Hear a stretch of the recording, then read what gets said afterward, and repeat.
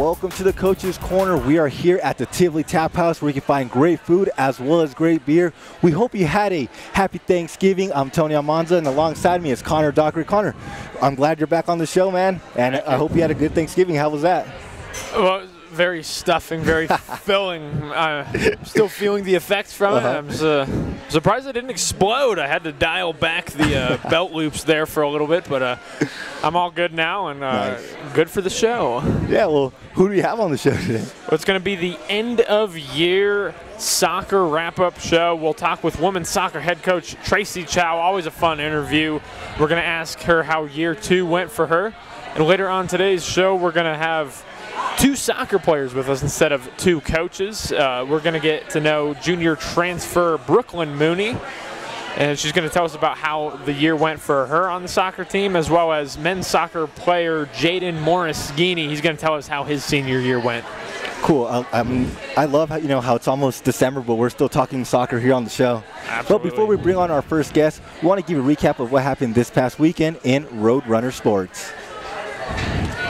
After a tough loss on Friday night, the Roadrunners took on Winona State at the Auraria Event Center the following night. Senior forward Emily Hardigan had an incredible night, racking up 28 points while also pulling down 12 rebounds. Hardigan would hit a big shot late to put her team up by 1 with 48 seconds left. The Warriors looking to tie the game, but senior guard Jalen Smith comes up with the steal to seal the 58-55 win. It was the first win on the season for Coach Tanya Have's squad, and they'll head on the road next week to start conference play.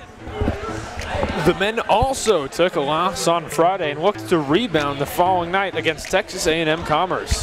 The Roadrunners were led by senior guard Enrique Cortez Zodas, who scored 16 points while crashing the glass for 10 boards to pick up the double-double. This game would also be tight down the stretch, and redshirt freshman Elijah Strauder hit a big shot late to give his team the lead. But the Lions would also hit a clutch basket, and this game would head into overtime. But it was all Roadrunners down the stretch as Coach Michael Ball's squad hit 11 of 12 from the free throw line to grab the victory 76-69. It was the men's basketball team's first win on the season. So now we welcome in head coach of the women's soccer team, Tracy Chao. Coach Chao, thanks so much for coming on the show. What's up, guys? How are you? Doing good. It's been a while. No, yeah, it's true. So how was your Thanksgiving? Good, good. Spent some time with family out in California. Did a little family time and recruiting time, so not too bad. It was good. So how was that trip to California, like recruiting players? Did you go to many games? Yeah, it's a big tournament out in California. So there's a few tournaments out at this time of the year. So spent a couple of days at one, and yeah, there's 30 fields, a lot of teams, and just nonstop for a few days. So yeah, it was good. So we haven't seen you on the show in quite some time, so we have some stuff that we need to catch everyone up on. So before we talk RMAC tournament, we saw Raina Banks go down with the torn ACL in the final home game of the season. When it went down, did you know that it was serious? And how tough was it to see that happen to a player who was not only leading the RMAC in scoring, but for a senior who was not able to play in the playoffs in her senior year? Yeah, I mean, I think that's the biggest thing I'm super bummed for Raina. I mean, for somebody that's a senior to go out in a season-ending injury like that, and ultimately her career-ending injury here is always tough. And for her not to be able to finish out the last 4 games of her season was really tough to see and really feel bad. But yeah, I mean, she is tough though. When she went down, it was something that when she didn't get up right away, you knew that there was something a little bit more to it. But then she got up and walked herself right off the field. So that just proves a lot in terms of her own will and strength, and she's going to bounce back and come back out in the spring and rehab and sort of continue to get herself back on the field. So. Well, that injury was tough for Raina. I bet it was also tough for the team. What did you tell the team about Raina trying to move forward for the rest of the season? Yeah, you lose a key player like that, and it is tough. Somebody that has scored a lot of goals for us throughout the season. It's definitely not an easy thing, for us to sort of adjust to. But at the end of the day, we have to. You know, we also got a really good, solid squad of players, and throughout the year, one of the biggest messages that we talked about is how many other players can score. So we talked about different players that have been scoring from freshmen all the way to other seniors. So we've been able to lean on them, and he said, you know, other players are going to have to step up.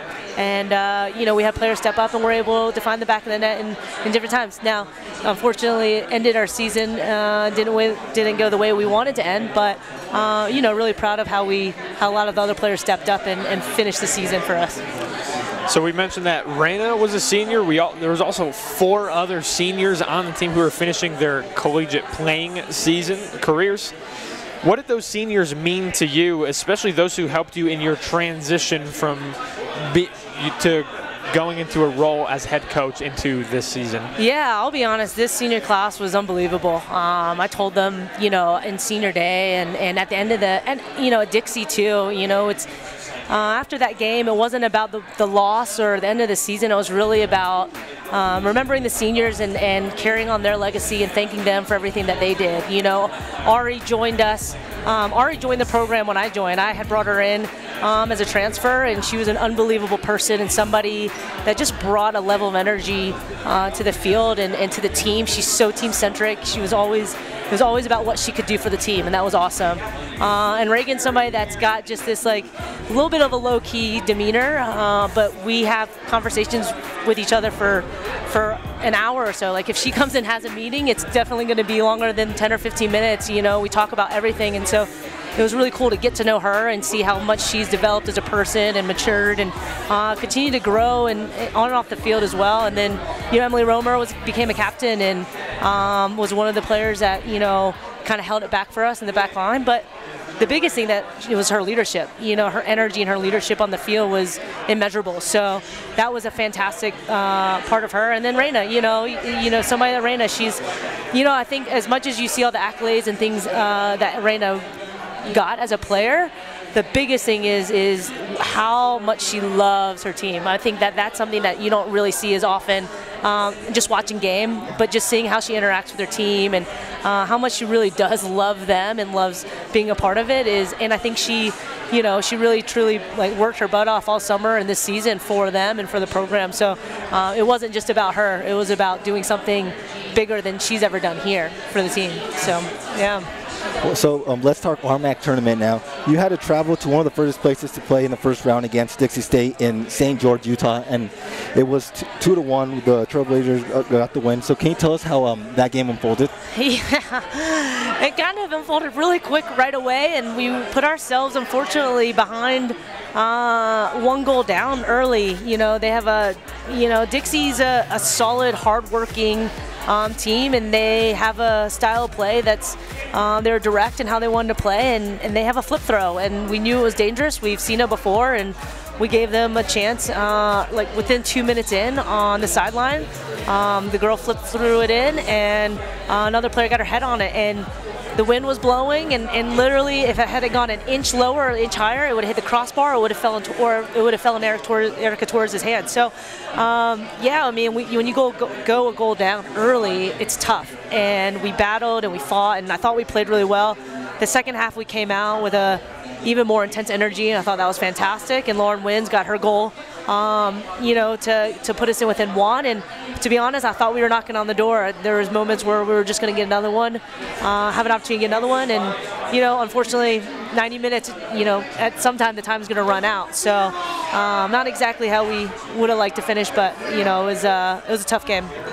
So you've wrapped up your second season as head coach for this program. Tell us how this year went for you, and we're asking more than just the wins and losses, but for taking what you learned in your first season with the team, and how have you had like a better understanding at how the game works at this level? Yeah, no, it's, you know, for me, it's I'm not going to change the way I coach this team, wherever I am. You know, my standards and expectations, the culture is always going to be the same, and it's just every year bringing in a whole bunch of new players.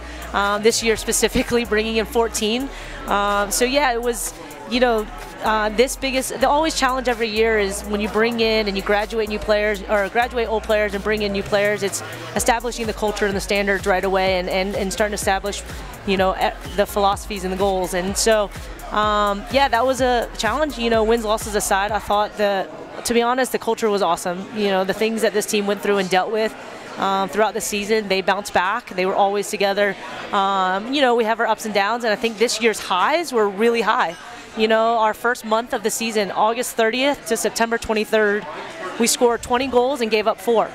You know, from September 28th to, from Dixie basically conference season to Dixie postseason, we scored 15, which is still great in 10 games, but we gave up 14. So, you know, we have to learn about consistency and staying mentally plugged in, but we're young, and, you know, I think that's something that they're learning, and we're learning and taking strides with that, and a lot to build off of certainly for next year. So yeah, it was a good season, a couple more wins, and unfortunately though, we didn't get as far as we wanted to, and nobody's really ever happy unless you're the last team standing anyway. So in year 2, you got to bring in more of your type of players. So are you liking the way your roster is now shaping up?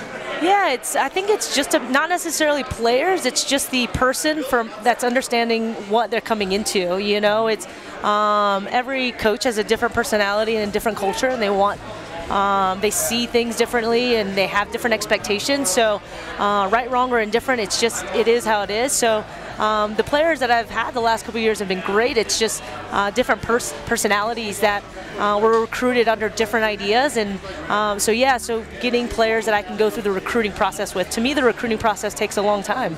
You know, you have to get to know the person. I get to know their family, get to know, you know, mostly that what they see here and what they're getting into. They have to feel comfortable. You know, mostly it's their process. It's their 4 years. I already went through it, so it's their process. So, you know, it's finding that right person that fits in and hearing it from me and spending that time with them. So yeah, that's probably become more consistent. And you know, continuing to get better players. Certainly, you know, my goal, and I tell these guys, I said every year my goal is to get as good or better players that I can compete for your position, because in order for this program to grow, we've got to be as good or better than what we were last year, and continue to do that in order to be the best in the nation. So that's something that's a competitive aspect of what I want within our team as well.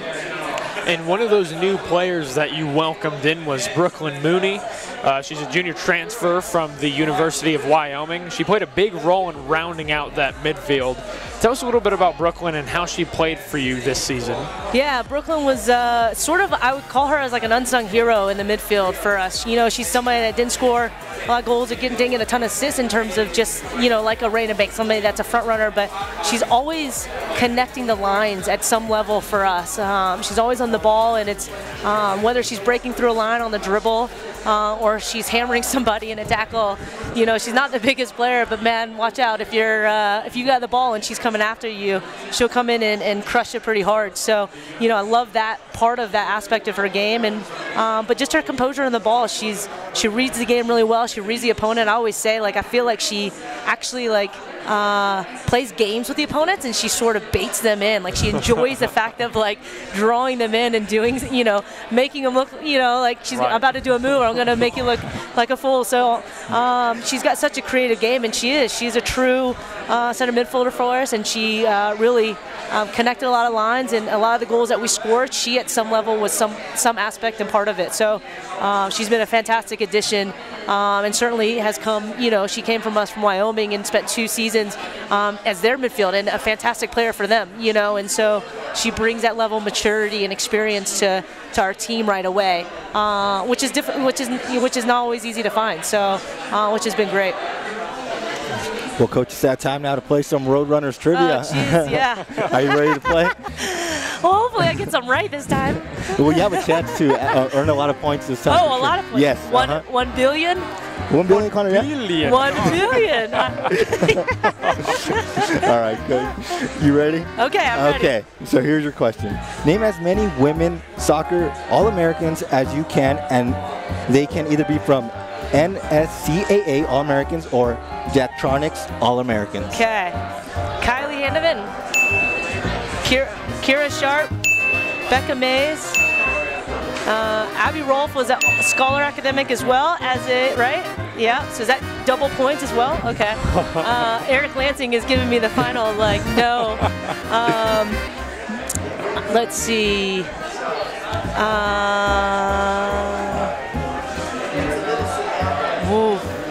I can picture them all on the wall. Nicole, I think she's married right now, Cito, right? And then, let's see, Adrian Alvarez. Sorry, A, I was trying to give you a little shout out, but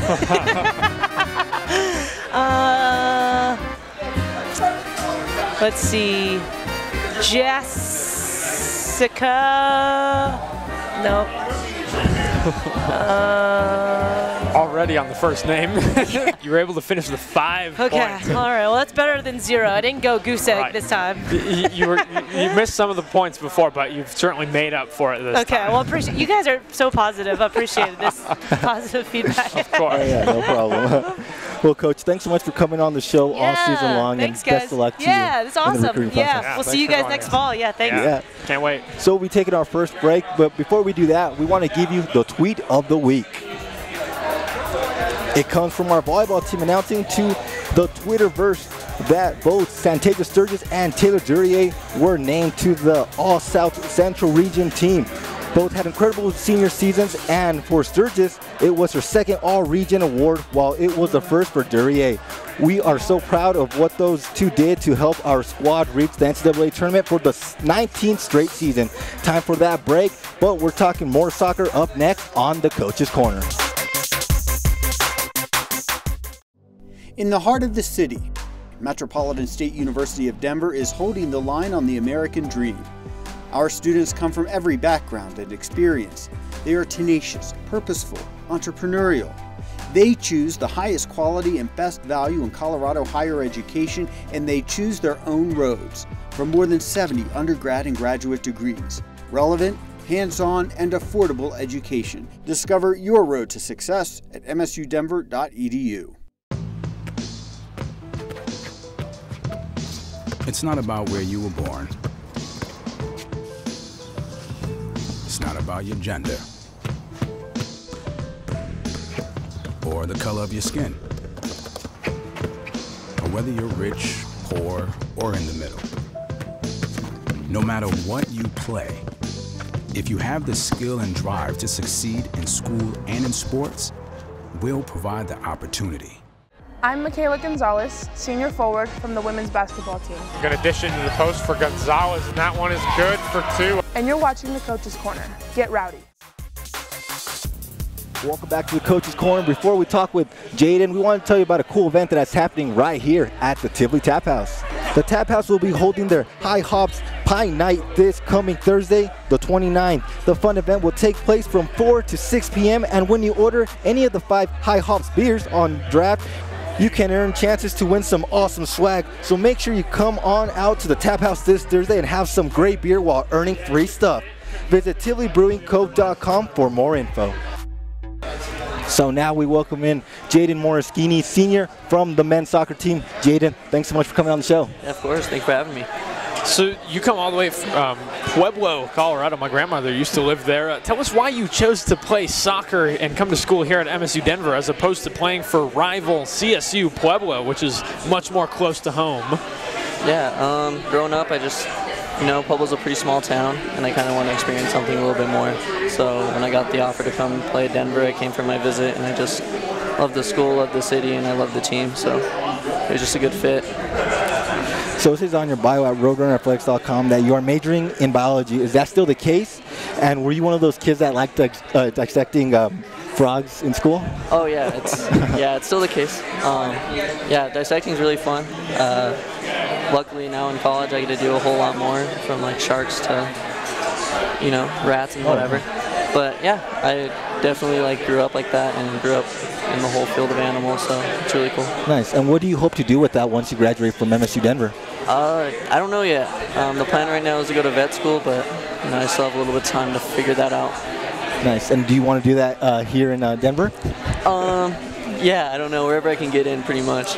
Nice. So do you have a scheduled date for graduation? Yeah, the plan is to graduate in December of next year. So. Okay, and are there any nerves with the end of the tunnel coming up for you, or are you just ready to get the heck out of here and enter the real world?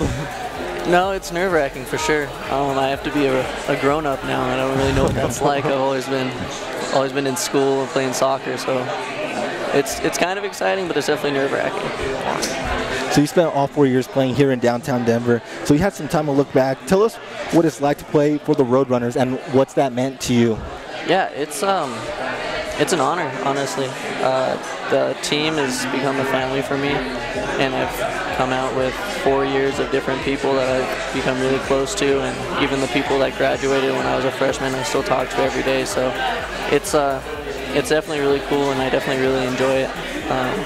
Yeah, just pretty much coming away from it, like I have a lot of friends that I'll have for the rest of my life. Nice. And did you have any favorite moments? Probably the PK shootout last season was pretty hype. I don't know, it's probably one of my favorites. So what was it like your time here playing under Coach Jeremy Tittle, and how did he help you in your time here? Yeah, Jeremy Tittle, he's a great coach. He's helped me in soccer like so much. Since I got here, I've grown immensely as a player, and then as a person too, he's helped me just like grow out of my shell, and he's like one of the main reasons that our team has such a close, I can't think of the word, but we're so close, like we have such a family like mentality. It comes from him. So how old were you when you started playing soccer? Did you always love the game, or did you just pick it up later in life? No, I grew up when I started playing. I was like 3 years old. My brother actually got me into it, so when I started playing with him, when I was able to walk pretty much, he was taking me out to the front yard and playing with him, so yeah, that's where I came from. So did you play any other sports, or was soccer just the sport that you loved to play? No, growing up I played pretty much everything. Baseball, football, basketball and stuff, but just soccer stuck with me for some reason. I don't know. So while growing up, or even now, do you have a favorite soccer player that you admire or model your game after? Yeah, my favorite soccer player is Lionel Messi from Barcelona. He's the best, and I just love the way he plays. He just plays so fast. Being as small as he is, it's really cool to see how good he is. Always a good choice. Yeah. That's true. So you mentioned you have a brother that also plays soccer. He actually plays in the collegiate level. How intense were those battles growing up, just playing in the front lawn? Oh, we would get in fights. It was fun. There was a time where we actually played on a different team, but we played each other, and we actually got into a wrestling match in the middle of the game. We got red cards. So growing up, it was fun. It was definitely competitive between us and stuff like that. So can you say you are the better soccer player, or? I don't know. I don't want to say that, but yeah. We both went collegiate, so that's pretty cool. I don't want to say who's better. Speak carefully. Exactly. Well, Jaydon, we appreciate you coming on the show. Of course, thank you. Yeah, and we wish you the best of luck going forward into your graduation day. Yes, thank you. So we'll be taking one last break, but don't go anywhere. We'll be talking more soccer with women's midfielder Brooklynn Mooney up next on the Coach's Corner.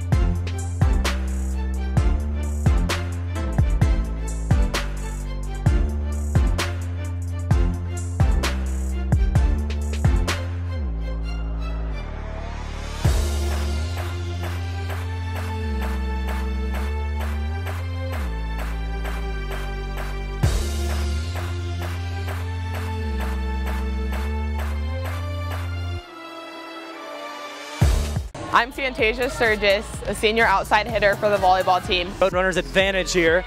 Sturgis, the All-American, pounding one through there. And you're watching Coach's Corner. Get rowdy. Welcome back to the show. Before we talk with Brooklyn, we want to make sure that you are following us on Twitter.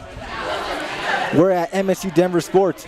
It's your home for scores, schedules, highlights, interviews, and everything you need to know as a Roadrunners fan. If you missed any of Brooklyn's goals or assists, you can find them on Twitter at MSU Denver Sports. Give us a follow and you'll never miss anything ever again. So now we welcome in junior midfielder Brooklynn Mooney. Brooklynn, thanks so much for coming on the show. Yeah, of course. So you are on Twitter.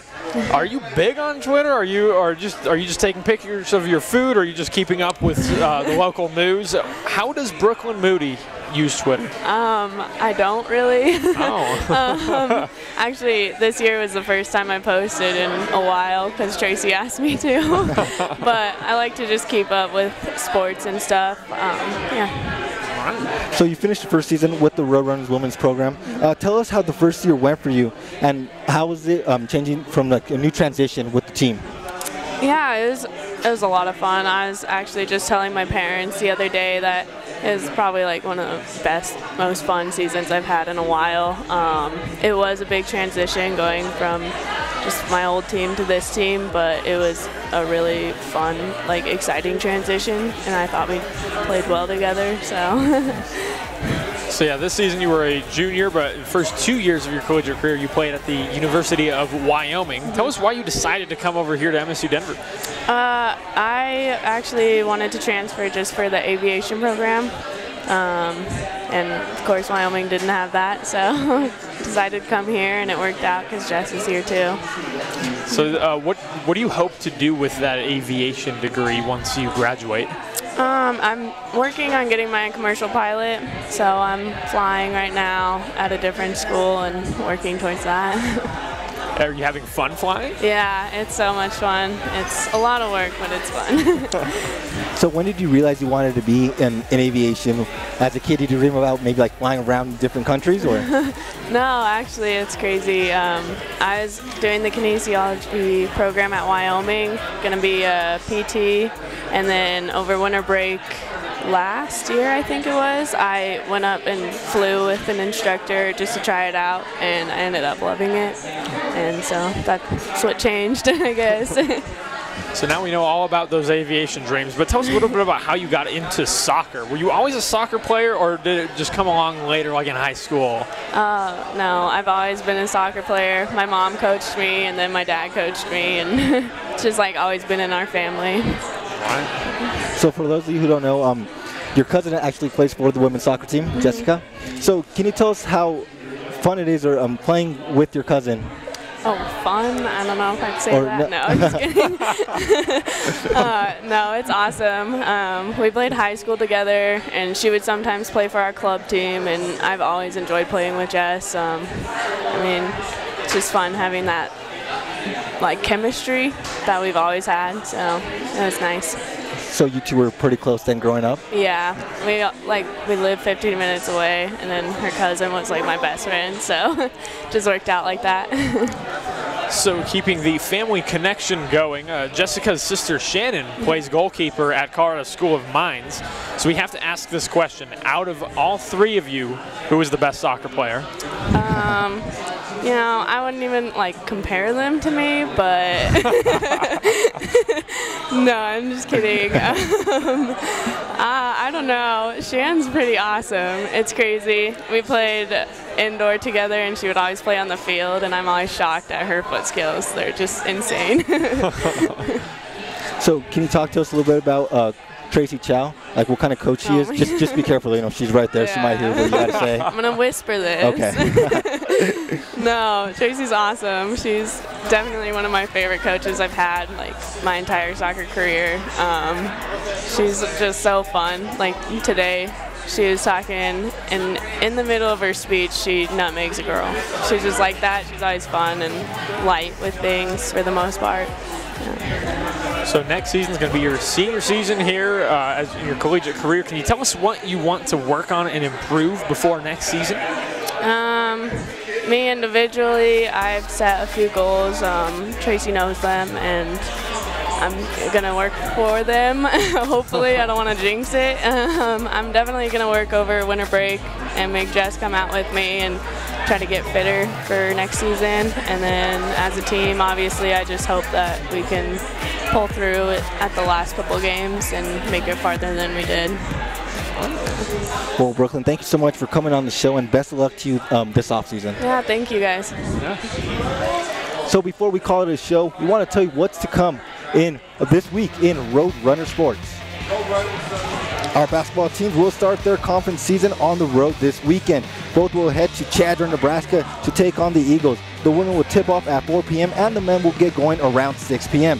Visit roadrunnerathletics.com to find the video link so you don't miss a single shot or a rebound, as our basketball teams will look to start our MAC play on the right foot. Our women's cross-country team will compete in the NCAA Division II Championships this Saturday. Head coach Trent Mack and his squad will head to Pittsburgh, Pennsylvania to take on the nation's best, and the race will start at 10:15 Mountain Time. So tune in and cheer on the ladies team as they race for a national championship. So that's going to do it for this week's show. We want to thank Coach Chao, Jaydon, and Brooklyn for coming on the show. For Connor Dockery, I'm Tony Almanza. We'll see you next time on The Coach's Corner.